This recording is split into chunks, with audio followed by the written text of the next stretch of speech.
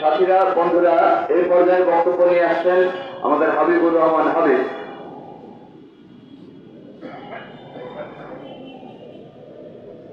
আসসালামু আলাইকুম। শ্রমিক ভাই বোনেরা, আজকে আমরা ৭৩ দিন যাবৎ আমাদের আন্দোলন,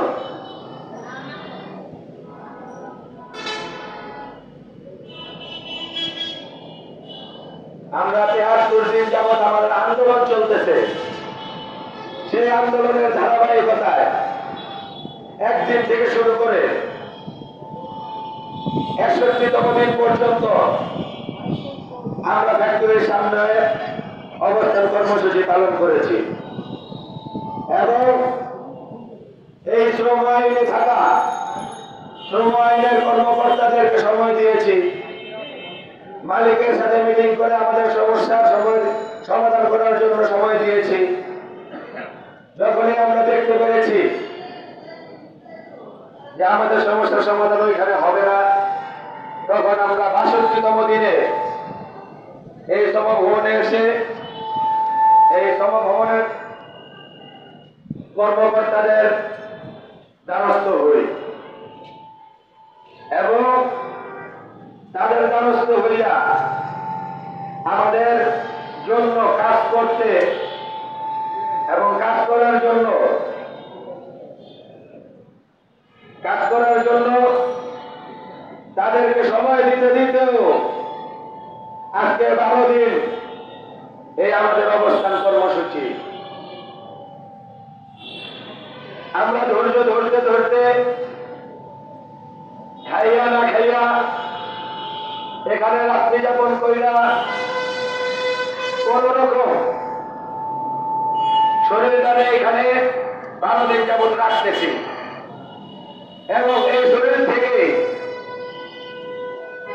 শক্তি নির্গত কইরা আমাদের গলার ভিতরে একটা আমরা স্লোগান দিতেছি এবং বক্তৃতা দিয়া আপনাদেরকে এই শ্রম আইনের কর্মকর্তাদেরকে কাজ করার জন্য সময় দিচ্ছি। ভাই,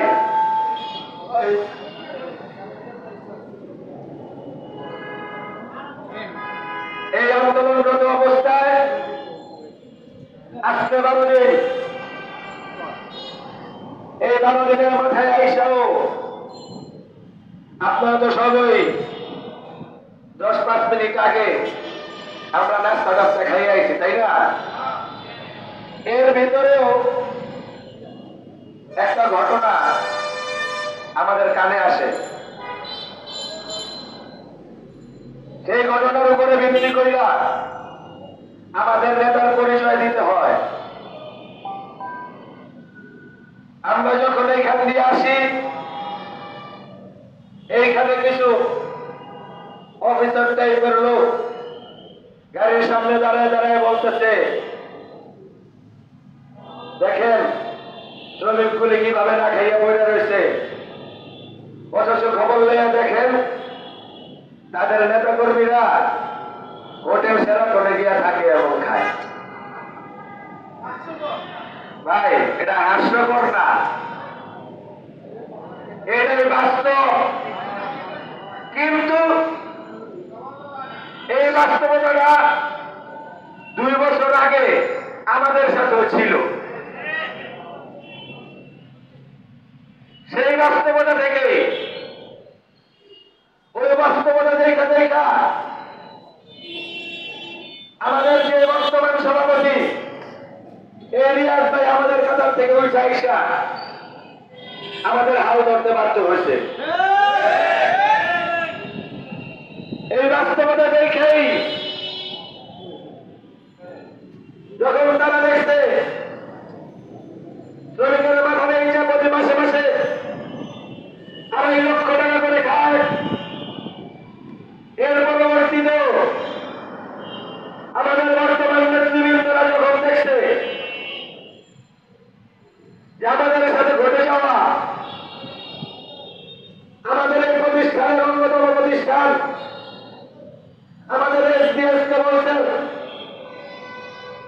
জন শ্রমিক ভাইকে ঠকানোর জন্য,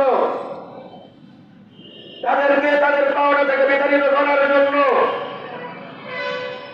লেআউট নামের একটা নাটক তৈরি করে তাদেরকে বিতাড়িত করা হচ্ছে, তখনই আমাদের বর্তমান নেতৃবৃন্দরা তারা নেতৃত্ব হাতে নেয়।